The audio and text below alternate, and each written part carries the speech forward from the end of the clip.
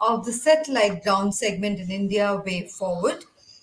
So the topic for this panel discussion session is satellite ground segment business economics, which would be discussing the pricing models, business drivers, operational models, captive versus shared use versus urbanization versus owning fleet of GS, regulatory hurdles, and case study of the international best practices. And the time duration for the session is approximately 1 hour 10 minutes. And ladies and gentlemen, eminent chair for this session is Shri Sanjeev Kumar, CMD Telecommunications, Consultant India Limited. And moderator for this session is Mr. K. Krishna, CTO and Vice President, Hughes India. The eminent panelists for this session are Dr. Laura Roberti, Director for Spectrum and Market Access, Telesat. Mr. Kenneth Olafsson, Regional Sales and Business Director, Asia KSAT. Colonel Rani Hellerman, retired Vice President International Business, RBC Signals, Mr. Sanjay Nekkanti, CEO Dhruva Space, and Mr. Ravit Sachasiri, Business Development Director, Market Region, APAC, SSC Space. Ladies and gentlemen, our chairperson for this session, Sri Sanjeev Kumar, is CMD Telecommunications, Consultants India Limited. Before joining TCIL, he was working as Director Technical in Mahanagar Telephone Nigam Limited, MTNL New Delhi. He has 30 years of experience and extensive work experience in planning large-size project management, installation operations and maintenance of telecom network in different parts of the country.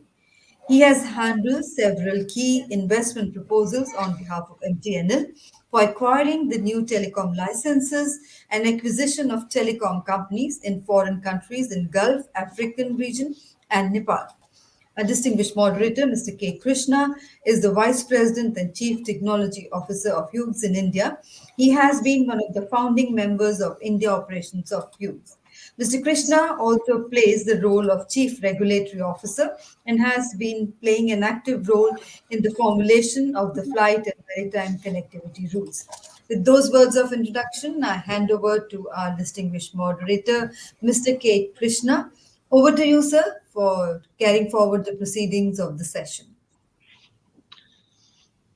Good afternoon, all of you, and hope you've been enjoying the session so far. The earlier panel has been very, very interesting. I think Gaurav did a great job, and so did the panelists. So we are going to try and possibly catch up and or up the benchmark. So we've been set a very tough benchmark. But one of the things that we're going to do differently here is no presentations. So people are going to just talk and not make presentations. And we'll follow that up with questions and have a discussion around that. So I think just to give a set of context, I think I said this in the inaugural session. The satellite sector is very, very well poised to grow in the year 2022. A lot of initiatives that companies have taken are beginning to bear fruit. And so are the ground segments. So the ground segments are an integral part of the satellite network.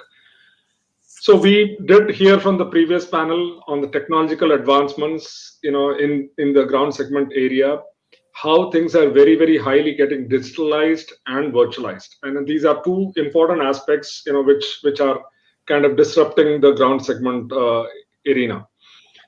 So with the number of high throughput satellites, both GSO and NGSO being launched, it needs, there's a requirement for an enormous amount of ground segment. But it's not just the satellite communications that propels the use of such ground infrastructure. It is also the Earth observation, IoT, and navigation that are also propelling the use.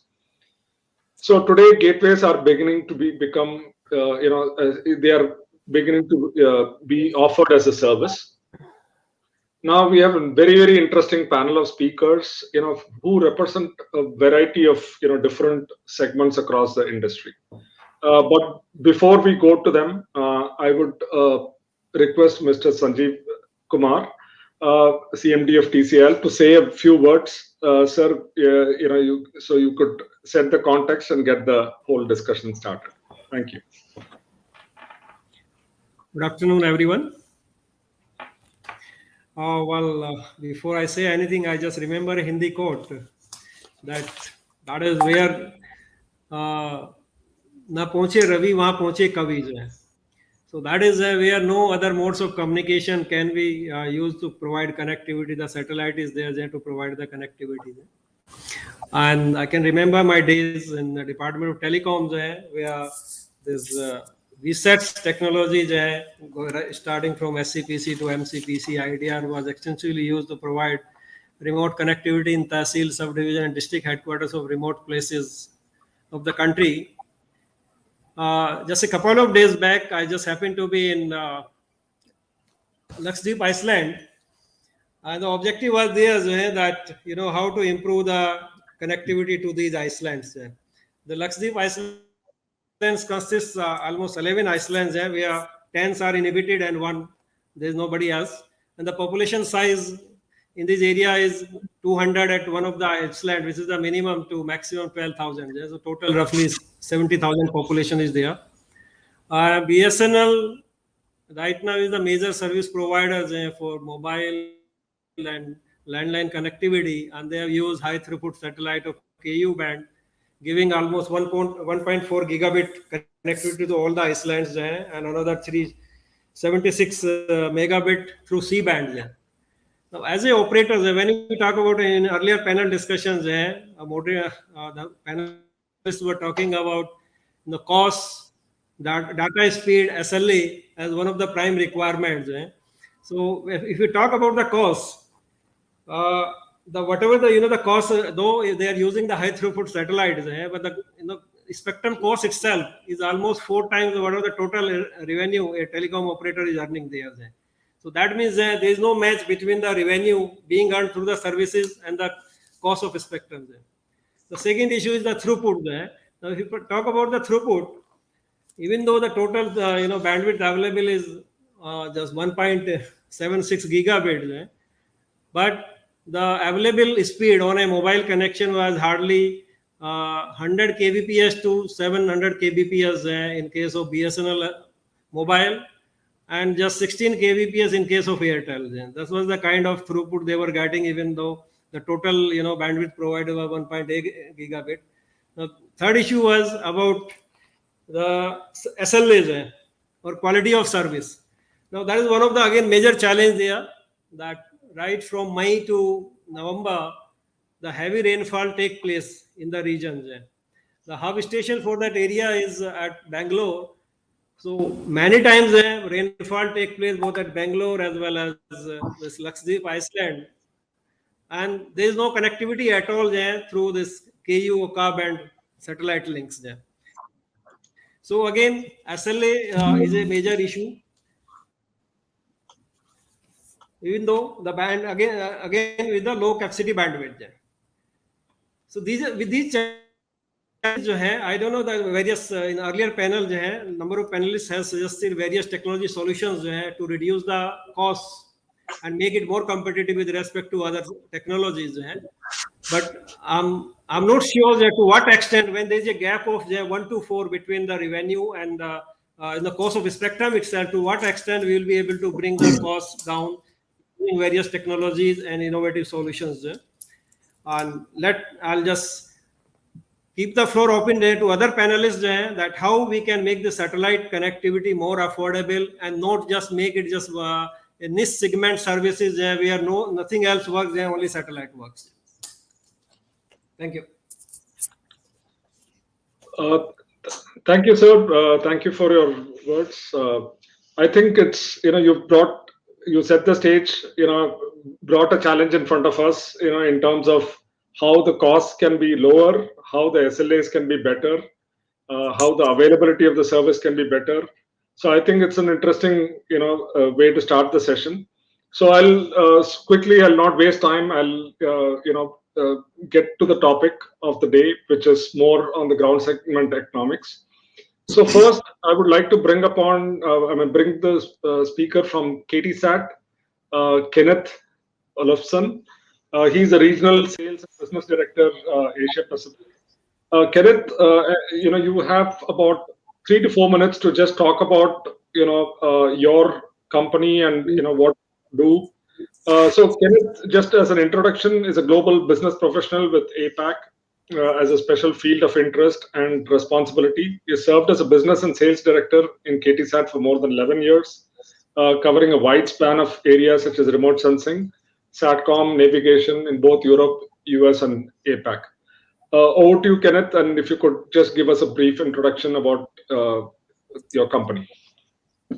Yeah, sure. Thanks, Krishna, and thanks for organizing this event for today. It's been smooth to listen in to the previous sessions here. So I'll go straight to it. So KSAT, probably known to most of you in the panel here, but for those who are new to us, we are a global ground station provider dealing with purely operational services, and the primary goal for us is delivering reliable global ground networks for the EO satellite community and also for the SATCOM domain. So we have been doing this for more than 50 years. It's interesting how people view ground station as a service as something new, something we have done since the beginning. I think what's interesting for us now is how we move forward with the technology changes, virtualizing the ground segment and integrating into the cloud environment. So we see this as kind of the next step of doing ground station as a service, to see how it can be optimized, because cost still needs to go down, as was commented here earlier. That's key. We've seen it in the whole value chain. I think it's still a challenge on the ground side to come up with new and interesting solutions in optimizing the cost. Definitely, the business models are changing. We're seeing lots more of people outsourcing their services than in the past, and that all makes sense. People need to spend especially the venture capital. You need to spend the money on where it makes sense, which is on the space domain. So yeah, that's a quick background on KSAT. We're also involved on the application side of EU services, but I think that's not something I'll delve into today, since that's kind of outside of the main topic. But what you see in the background here is at least the Svalbard ground station, which is one of the major stations in our network. So yeah, I'm happy to discuss with all of you on the panel today and see what interesting topics we can. Thanks. Thanks, Kenneth. So the next speaker I'll introduce is Colonel Rani Hellerman. He's the VP of International Business, RBC Signals. And he's been with RBC Signals since 2015. He has worked at ImageSat International as a Vice President for Business Development prior to joining ImageSat. He had a long career in the Israeli Defense Forces. He also acquired a vast experience in the areas of advanced technology, operational requirements, and system implementation, including more than 25 years in space and ground segment business. So over to you. If you could give us introduction to your company, talk about it, and please reserve your comments on the topic of the day. I'll circle back to you with more questions that can lead to your comments as answers. Okay, thank you very much for inviting me to this session. RBC Signals is a provider of global satellite ground station infrastructure as service, but not only. We are an innovative provider of global satellite data communication products and solutions. We offer secure space communication solutions in every major frequency bands.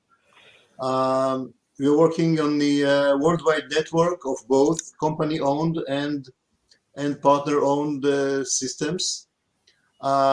Related to the economy, one of our models is to aggregate the unused capacity of existing satellite ground stations around the globe and to use it for our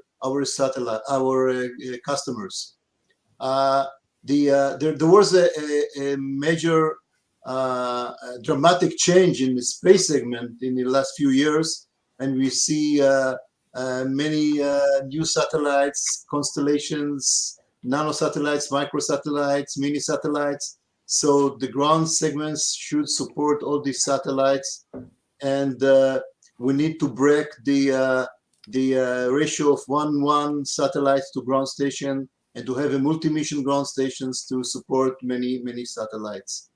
So we are in this section, and we are providing a lot of solutions from, as I said, from sharing ground stations up to core and building ground stations from scratch for our customers. And I don't know if you're aware, but recently, I mean, last week we announced the strategic agreement with Inmarsat, and we are excited about this partnership to expand our bands and solutions we can address. So we are able to aggregate capacity on Inmarsat network to provide solutions to customers across multiple network, and especially for the IoT related customers. So I think that for now, this is the introduction for the RBC Signals. Thank you. Next, I'll go to my dear friend, Sanjay Nekkanti. So Sanjay has been a very, very well-known person in the, at least in the small satellites business. Maybe, if I could say this, a little ahead of time, but I think the time is right for companies like Druva Space. So he's the CEO of Druva Space. So he's focused, through Druva Space, he's focused on enabling organizations to leverage the potential of small satellites. So he's a seasoned entrepreneur in the space industry with rich experience of working with startups and mid-sized businesses, building products and services in the area of small satellites, SATCOM technologies, sensors, and connected devices. Over to you, Sanjay. Just give us a brief introduction of your company, and we will then, after the introductions are over, I'll circle back to you with more questions. Thanks, Krishna, for the introduction. Thank you, SIA, for inviting me for this particular discussion. What I would like to say is, globally, a lot of companies are looking towards launching constellations of satellites to provide various services on our planet. One of the common, I would say a very common statement that most of these companies have made is satellite manufacturers have been very unreasonable in their pricing. So India is well known for our space program. We have over 300 to 400 SMEs in India that have been supporting the Indian space program for many decades. As Druva Space, we are leveraging this ecosystem to build and provide solutions for the global market, especially to enable these constellations of missions. Considering that today's conversation is about ground stations, I would like to take a moment to explain what we're doing on the ground segment. On the ground segment, today we have two offerings. One is a product, the other one is a service. On the product side of things, we are building earth stations. I would say, the cost prices are relatively lower. So we are trying to compete with the international players to establish these earth stations for satellite companies. On the service side of things, we are trying to establish mostly telemetry, telecommand and tracking stations so that we can offer that as a service to these constellation guys. I rest my introduction there. Over to you, Krishna. Thank you. Thanks, Sanjay. Next, it is Dr. Laura Roberti, Director for Spectrum and Market Access with Telesat. So Laura is the Director for Spectrum and Market Access in Telesat. She's globally responsible for Telesat regulatory licenses and authorizations, including for the new Telesat Lightspeed system, which you all heard about. She also participates in related ITU-R and ITU-D work. Her experience covers satellite terrestrial telecommunication systems in the spectrum management and engineering. She is the author of several research papers in the area of radio propagation. Prior to Telesat, she has worked for Inmarsat, British Telecom, NASA, and the Polytechnic of Turin. So over to you, Laura. And before you start your session, she's in the regulatory side. She's been a great mentor to me. Whenever I have any questions, I always look to Laura. Over to you, Laura.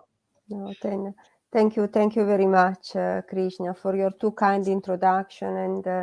And as you know, I always appreciate your help and guidance, and it's a pleasure, always a pleasure to discuss. And good afternoon to you, of course, and all the distinguished panelists, and my sincere thanks to SIA-INDIA for organizing this and for the very kind invite to participate. Just very few words about Telesat. Telesat is a global satellite operator. It's been operating for more than 50 years, a fleet of innovative GSO satellites. Has become very recently a public company, traded on the Nasdaq and the Toronto Stock Exchange. Telesat really has a tradition of innovation, and it is in this spirit that Telesat is now developing a new LEO system, Telesat Lightspeed. Telesat Lightspeed will be a LEO constellation, and it will be a constellation but not a mega constellation. In fact, at least the initial number is 298 satellites, and it has various innovative features. Like, for instance, the satellites are in two different orbits, polar and inclined. There are optical inter-satellite links, onboard processing with flexible spectrum assignment to reconfigurable beams that can also hop very quickly in the satellite field of view. Telesat Lightspeed will use Ka band for both the user terminal and the landing stations. And just a word now on the landing stations, because again, this conference is about the terrestrial infrastructure. The landing stations in Telesat language represent essentially the gateways, and they are antenna farms, including up to 15 identical antennas of full motion antennas of about 4 meters in diameter. And India is a high priority market for Telesat, and in fact the plan, according of course to regulatory approval, will be to deploy at least 2 landing stations in India. And I would stop here. Thank you, Krishna, once again. Thank you, Laura. Now we move to Ravit Sachasiri, Business Development Director at Market Region APAC at SSC Space. So he joined SSC in July 2020 in the role of Business Development Director, and together with the Asia Pacific team is responsible for exploring new opportunities for SSC in new space companies and agencies in Asia Pacific region, in parallel to expanding SSC's current business in Asia Pacific. Before joining SSC, Ravit worked at the Space Agency of Thailand, where he played a vital role both in developing and rolling out national space strategy and policies and the execution of the largest satellite project in Thailand. Ravit has more than a decade experience in the satellite industry, especially in Thailand, Germany, and Sweden, including sales and business development, satellite operations, engineering, and project management. Over to you, Ravit. Would love to hear an introduction of your company. Hi, Krishna. Thank you for the invitation to join the session. Good afternoon and good evening to everyone on the panelists, as well as to all our listeners out there. And thank you to SIA-INDIA for the invitation here to speak on the panel. Just a bit of a few words on SSC. SSC is also a global ground station provider, so ground station as a service. We manage, own, and operate multi-mission ground station all over the globe. We are located in more than 20 locations worldwide. We are operating ground station where we ensure highly reliable and high availability of the satellite. We also provide end-to-end services, including regulatory and license for the customers, in order to support the mission of the customers here, where they require ground station maybe in their home country or let's say outside anywhere in the globe. We also support them in finding addition station if they need it, for example, for special mission or for LEOPS. I add here that SSC provide services, or most of our current customers are mainly in the Earth observation, deep space, or scientific missions. But we also operate a telecom gateway in Stockholm for a customer in Sweden. We are currently aggressively expanding our Ka-band network, in addition to the core network which operate S and X band aimed at Earth observation customers. And we have been operating what we would call a lunar services of larger ground station aimed for lunar and deep space customers, and where we have been supporting several missions which have orbited around the moon, and even some current mission today. In addition to the ground station services that SSC provide, we also provide an end-to-end life cycle in satellite technology development support, launch. We are providing a launch services as well, where we will be in 2022 onwards. We'll be providing launch from Esrange in Sweden, and we also operate an engineering service company where we provide manning and engineering support to space agencies around the globe. So that's a few words on SSC. Thanks, Ravit. And so now let's get started with the discussion. So first I'll again circle back to Kenneth. So Kenneth, I think you guys have been providing very similar services. What is being currently enabled in India through regulations, we've already been providing this in a number of geographies. So what is, just could you give me give all of us a brief insight on, what's your outlook on the gateway options that are available to both the satellite operators, service providers today? What is the rationale behind a shared gateway? Really, what are the economics that drive that, decision making? And how do you see, this mature into a business in India, and what are the enablers? I think I bunched up a lot, so I hope you understand the question. Yeah. Thanks for the question. So I to start with our kind of experience in facilitating especially gateway solutions for customers. That's something we have done for quite a while. It's quite clear that operators do not want to actually deal with this on their own in most cases, and let people like KSAT take care of the process of site locations, licensing processes, especially since that's more of the complicated part. In many countries, this is not specific to India, that it's a complicated regulatory environment. But these are one of the key elements for these constellations to reduce their time to market. I think that's super critical to make sure that frequency coordination is done on the ground, as well as, of course, on the space segment and dealing with ITU, etc. So what we try to achieve is how can we efficiently find good locations that are potentially free, of course, of RFI. Gateway locations are, they're filling up on this planet as we speak, with all the constellations planned. So one of the challenges is finding good spots for everyone without interfering, and still being able to find reliable power, fiber infrastructure. So that's one of the kind of key elements that we see it's beneficial to have a focus on, since if you really struggle with these things, you might end up with a very, very long time from basically going into operations. So I think that kind of experience is what we're also seeking to kind of utilize in India, because India is obviously a market for all of us to consider what can we do there in terms of implementing gateway locations. That's kind of obvious to everyone on this panel. That's an interesting market for all of us. But I think we are,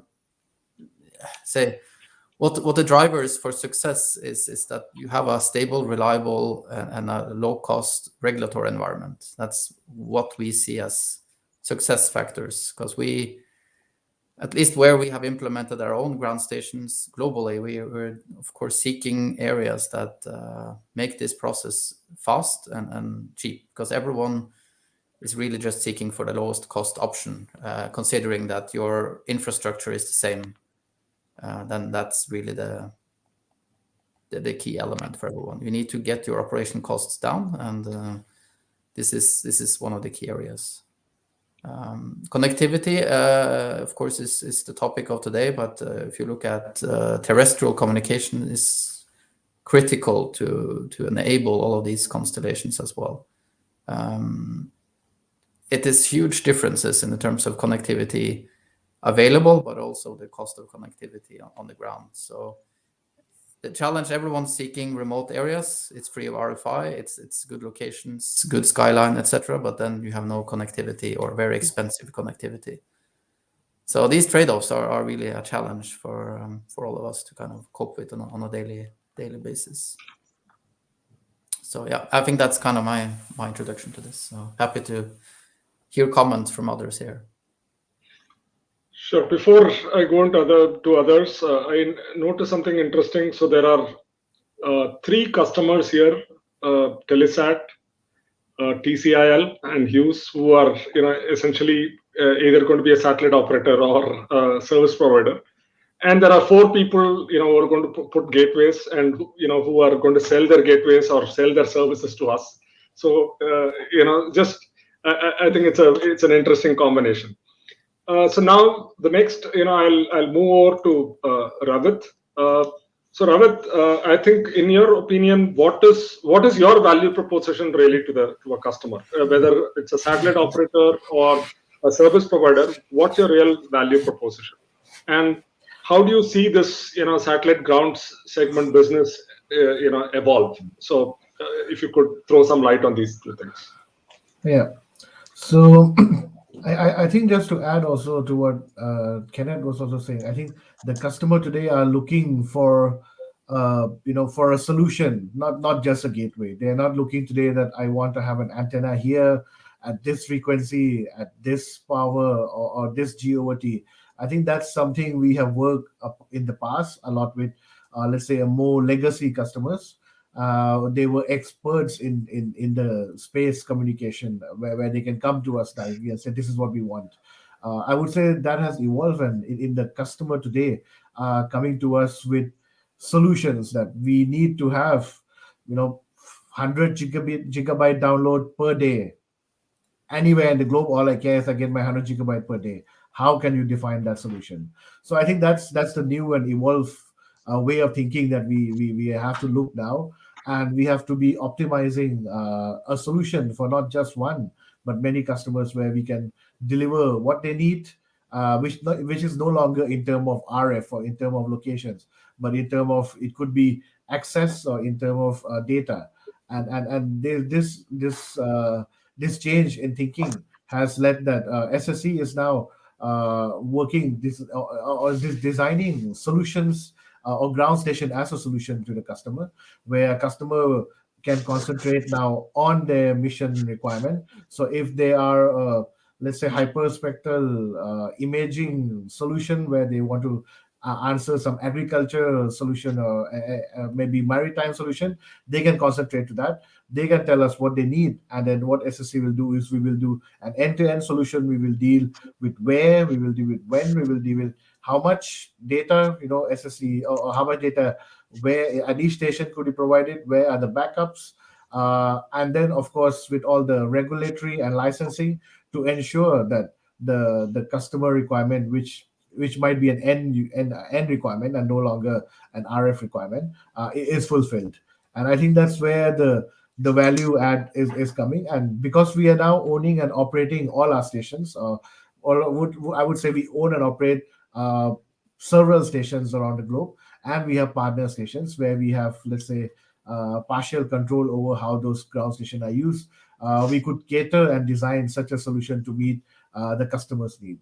And I would say this is a new kind of requirements that SSC is definitely working actively and aggressively to support this kind of mission, and these are the new value adds that we provide to current customers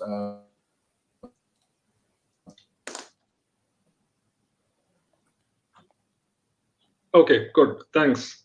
In the telecom business and in the observation business. Just checking. Did I get disconnected? No, there was a break. Yeah, continue, Ravit. All right. So I was just saying, and in addition, there are new missions which are now looking at lunar mission and Mars mission, which requires additional, let's say, additional reliability or availability that SSC has also been rolling out network and rolling out station for those services as well. Thank you. Okay, thanks. Now over to Rani Hellerman. So you have predominantly been a service provider to the satellite operators, and you provide today ground systems, shared ground systems as a service to many of the satellite operators around the globe. Now, how do you see this transition from being a satellite operator being a customer to other service providers, and especially in the data space or the telecommunication space? How do you see this transition for your company, and how do you think you're rightly positioned to address that? Well, I would like just to say a few words about, because we are talking here about economy. I want to say a few words about the changing in the prices since the last 20 years. When I started working with a satellite operator company, and we paid around $400 per pass for TT&C. So now I'm looking at my colleagues from SKAT and KSAT, and they know now what are the prices for a pass. So of course there was a big change, and of course for now to make the same revenue used to do about 20 or 15 years ago, we have to gain much more customers and to have much more passes to serve. So right now we have about 80 antennas around the globe. Part of them we own, and part of them we share with the partners. And we give our customers the ability to use these antennas by using our software that we developed, which make the matching between the satellite operator and the ground station. So we are able in this case to give many customers to use same antenna or same location.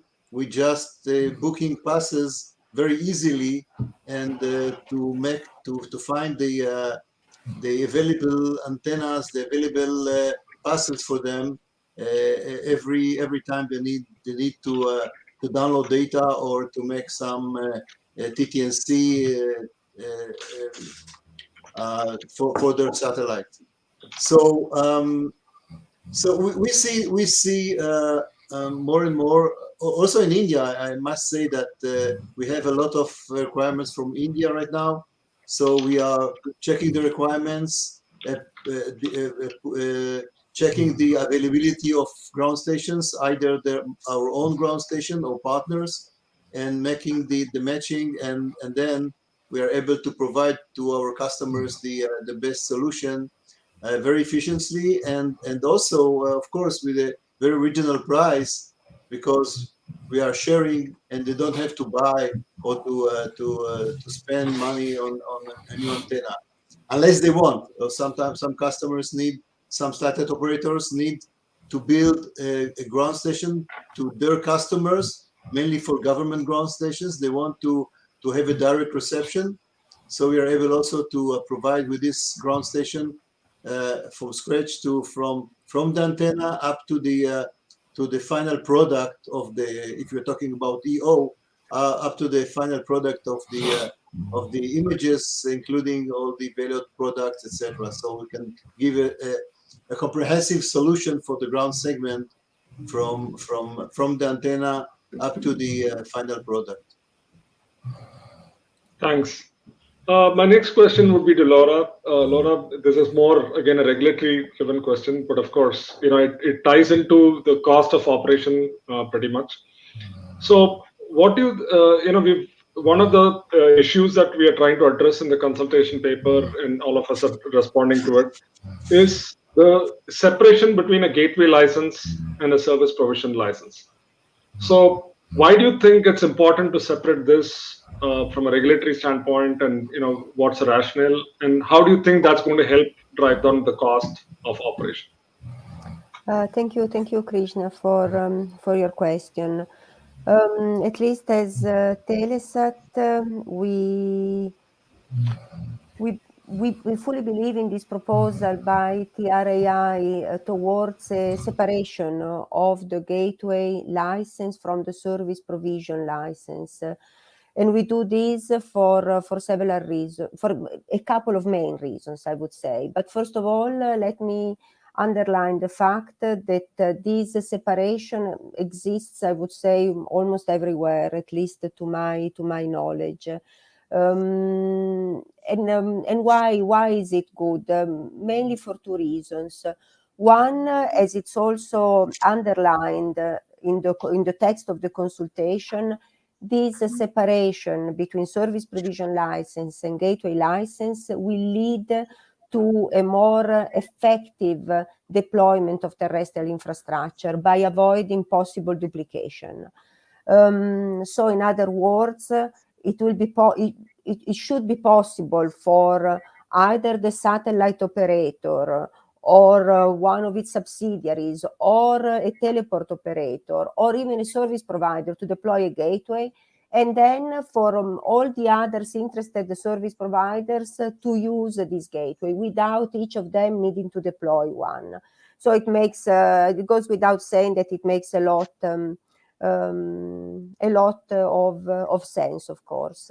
The second reason is also that this current link between in the unified license between the service provider and the gateway is such that, and again, I'm speaking in relation to non-GSO deployment, the service provider that will deploy the gateway will basically become a super service provider managing the gateway, and the other providers that do not wish to deploy another big and expensive gateway, they need to buy necessarily from this service provider. So in other words, this link can create some sort either of monopoly or redundancy in terms of deployment of infrastructure.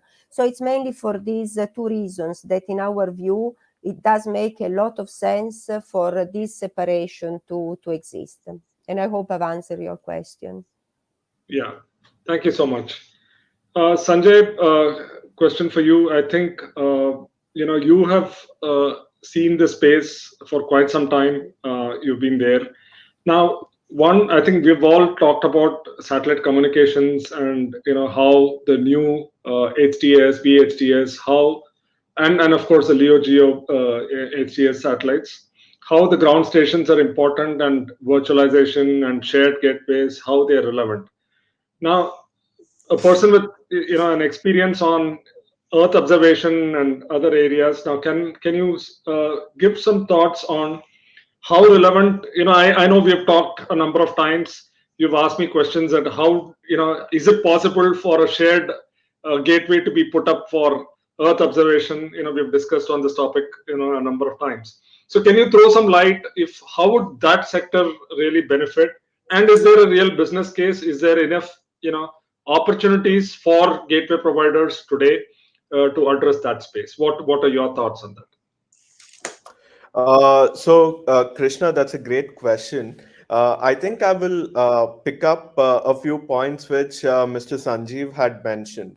Right, he was mentioning about how the connectivity is still a little choppy in Lakshadweep Islands, and it's a common framework that happens not just in Lakshadweep Islands, but when you go into rural India, and pretty much all the large organizations that are talking about these constellations providing services are talking about the possibilities of bringing connectivity to these remote regions. Now let's talk in terms of numbers, right? I'll probably start with something which is more relevant to what we do at Druva, and then transition towards higher data rates, etc. So this comes from an application that we were trying to build for a customer, where they wanted to have some sensors deployed in some remote locations. So one of the easier ways for us to do that was to combine a cellular chipset that works with different networks and ensure that it works. But we found that the network is still very choppy in these rural areas. I'm sorry, guys. My kid just woke up. Sorry if there was a bit of a noise. No problem. So what we've been doing is, trying to work with small satellite companies that are building, constellations of satellites for providing IoT solutions. And we developed a node. And I would call it as a small node, which can switch between a cellular network and a satellite network. So you can pretty much use it and deploy it anywhere in the world. So I would say that integration of gateways or having a collaborative approach is definitely relevant to the business.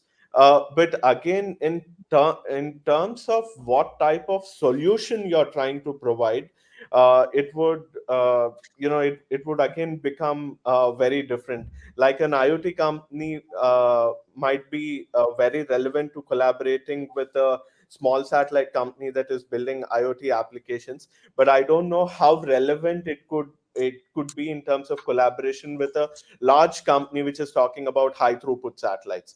I think you know I think one of the panel members was mentioning about how the prices have changed over the years, right?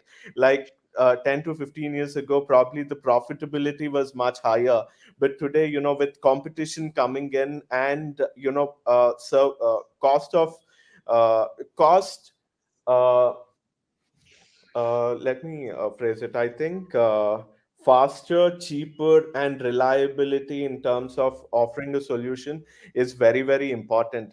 And that's where, smaller companies working with larger companies and together working with, I would say even bigger operators makes more sense. And I think it's an evolving topic and it is going to get better.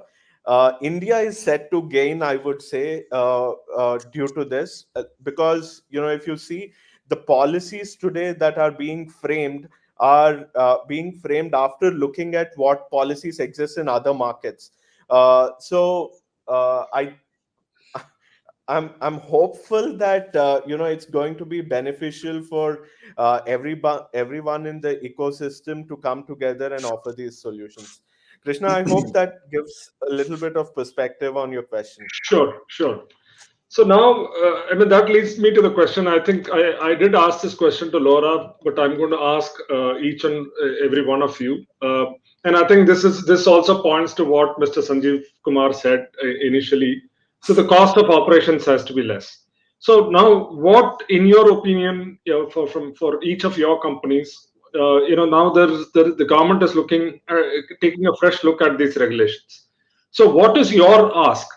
What, if you were given a free hand, what would you ask, and what would enable that lower cost of operation, or for your business to be successful in India? What is that you would, what's your wish list?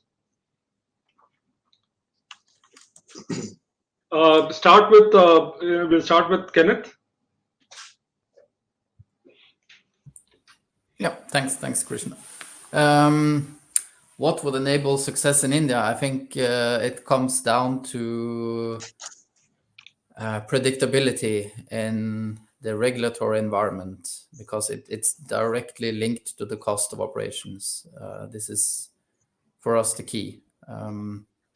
So in order to have predictability, I think what's happening now with the new space-com policies is very useful. At least it gives a clear direction on what would be possible to do as a foreign operator, or what does it take to be basically working on a local level. And I think it's kind of expected that there will be local partnerships, as Sanjay was mentioning here. I think the ecosystem needs partnerships in order to make things happen in India. India is not specific to space, but in general, it's complicated to operate as a foreigner, and that's clear value add in having good partners in making sure this predictability of operation is there. Because most of customers are really, it depends a little bit. If you need landing rights in India to cover, for example, what Telesat is doing, you need to be in India to sell your services. So you're kind of forced to look at ways to reduce the cost there locally. But if you look at the EO market, the customers are just looking for elsewhere. If India is too costly, then you download the images somewhere else. It's that easy.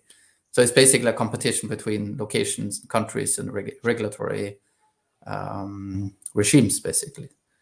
So I think this is the key.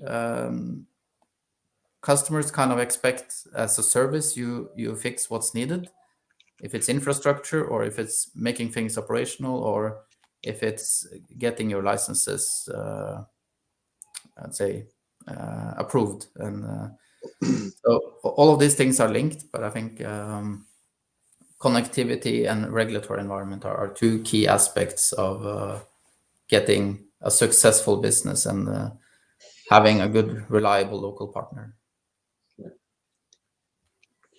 May I say I agree with Kenneth about the most of the topics about these issues and regulations and everything.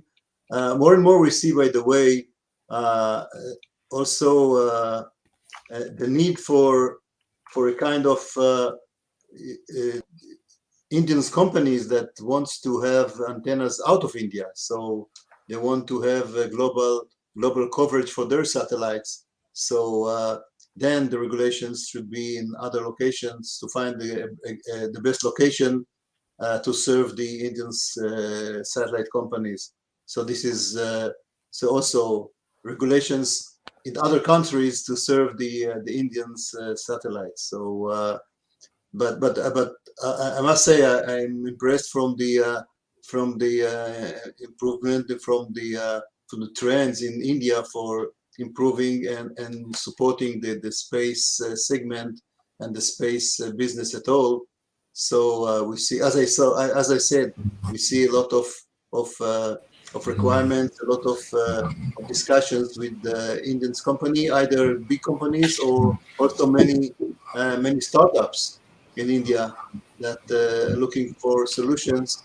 And of course, talking again about economy, of course they want to have the cheaper and the reliable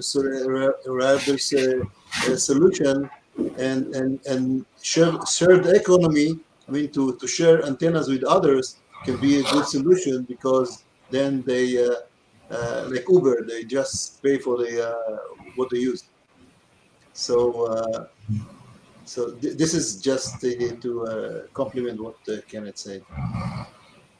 Yeah. Okay, So, thanks. Over to Ravit. yeah, yes, I'll just add that what I was just going to mention before was like we at SSC see like the working with India, I would say, is twofold. And one fold was definitely mentioned by Kenneth, that with respect to SSC having a presence in India or having an asset in India, which would require us to go over any kind of regulatory hurdles. And what the ask would be is what make it simplest possible, and that there should be certainty, or let's say there should be no uncertainty when it happens. So if a license is approved for anything, that the regulation is applicable no matter what is the different kind of solutions. And of course that there should be clear let's say partition or clear separation between the different kind of operations requiring the different kind of license and the associated fees. For example, if we use a standard full let's say telecom gateway license for Earth observation mission, and there may be multiple satellites, constellation of 10,000 satellites. It may not be applicable or let's say economical to apply the same mode, or one ground station could support multiple stations, because not every satellite is passing it at the same time. Or what I mean is, the satellite is not always overhead, so that station could serve several customers. So the regulatory definition in India should encompass these kind of different environment, and either have something that benefits everyone and works for those principles, or they should be separate, so that there's clear outline of what mission is being supported and what kind of licensing architecture is designed for that. What I was just going to say, the other side of the regulation of working with India is, if an Indian customer wants to work outside, if they want to use a station in Sweden, for example, or in the US, what are the regulation structure for that? Is there anything that should be concerned to the customer and to the supplier? Or if they want to have assets outside, is it like a free to use or free of access? Because today, for example, we have been working several years with ISRO, and I understand ISRO as a government entity maybe having not come fully under all the regulation, or they may having a free pass, let's say, in some cases, but a private player who would be coming to play, and if they are having to overcome several hurdles to work with an international supplier, or to have access to a global station to maximize the use of that satellite, that would be a hurdle I mean, if that kind of barrier could make an Indian company less competitive than, let's say, someone from the US who's providing the same kind of services, having the same cost, but having more access to ground station, or more access to services, which an Indian company may have to jump over several hoops to get. So that's the kind of picture that I would want to see, that from an Indian regulatory practices, that to allow both customers to have access to international services, and international entity or foreign entity to have access to Indian assets to be able to participate in the business competition there. Thank you. Thanks, Ravit. So next, my next question is to Laura. Again, I'm slightly, diverging from the main topic of the discussion today, but I think this is another important cost element, and it affects all of our economics, which is spectrum. I think there's a lot of talk about spectrum. Some portion of the spectrum being taken away. There is some portion of the spectrum, the satellite spectrum being auctioned. So what are your views? You have a global experience on both of this. So what are your views on this, and what should the government do in this space? Thank you once again for your question. Yes, this is a very relevant and related subject, and as Telesat, but I think I can speak on behalf, I would say, of the entire satellite community. We are extremely worried by this proposal in India to possibly auction spectrum for satellite services. This is unheard of, I would say. There are no other precedents anywhere else, and there is a specific reason for this. In other words, there is a clear reason why spectrum is normally auctioned for terrestrial mobile operators, but is not for satellite services, at least surely not in microwave frequencies, all the way from C to Ka band. And the reason is very simple and very straightforward. Satellite operators in the millimeter frequencies can share spectrum among themselves in the same location by using directive antenna and by complying with the satellite coordination, ITU coordination procedures. On the other hand, a terrestrial mobile operator cannot. And therefore, it is necessary for them to have the spectrum auction and allocated on an exclusive basis in some geographical areas.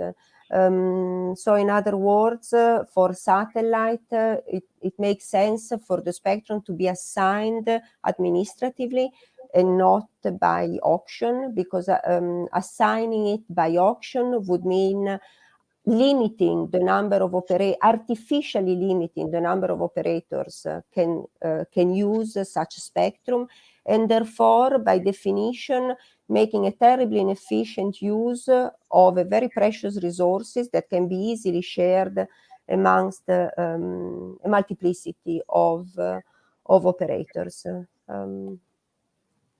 Yeah. Yeah, thanks, Laura. Over to you, Sanjay. So, what do you think? And I know you have struggled as an entrepreneur, because of lack of regulations because or tough regulations, from the early days. Now, what do you think? What's your ask? What do you think should be incorporated in the regulations just to make the shared gateways as a service possible? What do you think? What's your ask? Yeah.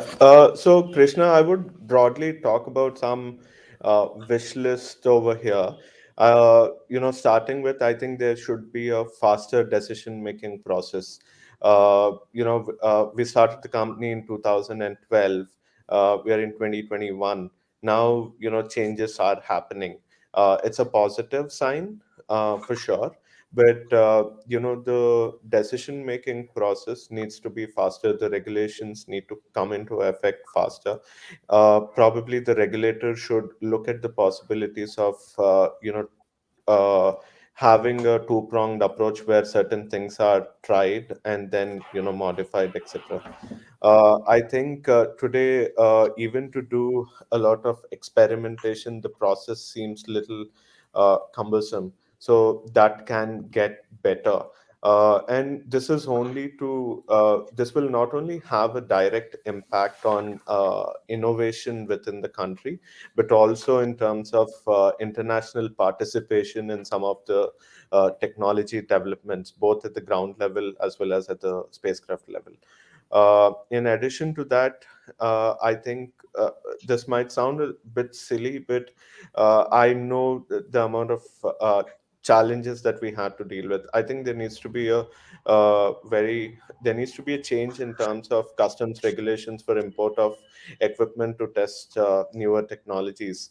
We've seen issues where some of our ground equipment is stuck with customs for several months together, and then we have to give a lot of explanation before getting just the equipment to test out a few things. In addition to this, I think hand holding or collaboration between large companies and startups can go a long way. I think Ravit is here from SSC. They were kind enough in mentoring us from time to time. In fact, we have an MOU with SSC to look at the possibilities of utilizing each other's ground stations and offer those as solutions to various customers across the world. So yeah, these are some of the points that I feel are very, very relevant. Last but not I think one of the most important aspects which Laura mentioned, I completely agree with Laura that auction of spectrum for satellite services should not be done. It has to be really well thought out. It might just kill an entire spectrum of startups that are trying to do innovative things. It needs to be handled very, very carefully. We don't want to see one more we don't want to have monopoly like how it has. I would not say monopoly, but just a few players in the telecom sector like Airtel, Vodafone, Reliance, and few others. We want more number of companies to come into the spectrum. Yeah. Thanks again, Krishna. Yeah. Yeah, and just to respond to your, what you said. So first of all, I think the government has, we need to acknowledge that the government has simplified the import of equipment in the recent telecom reforms. So possibly we can take this offline, and I can walk you through what the steps have been, taken in that direction. That's number one.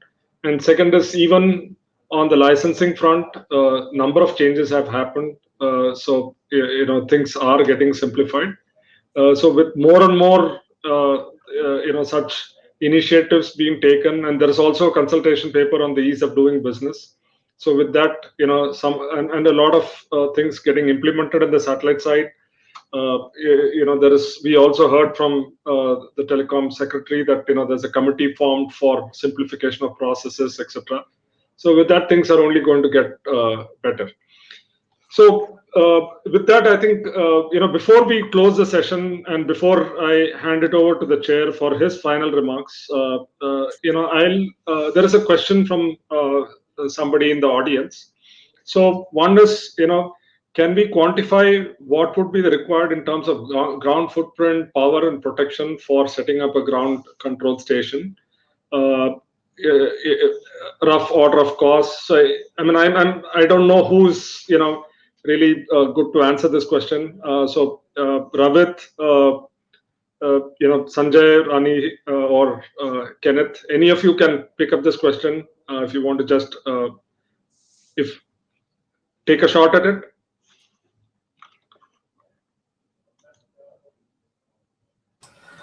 Yeah, I can take a shot if I understood your question correctly about setting up a ground station.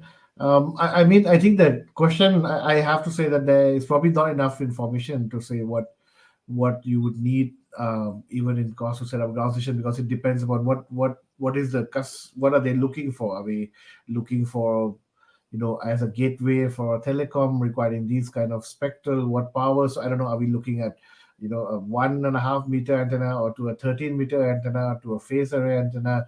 What exactly? So, but I think just to give I'm not giving any kind of wrong idea, but I think the idea is, I want to say, is to set up a ground station not from regulatory aspect, but from the cost of structure aspect.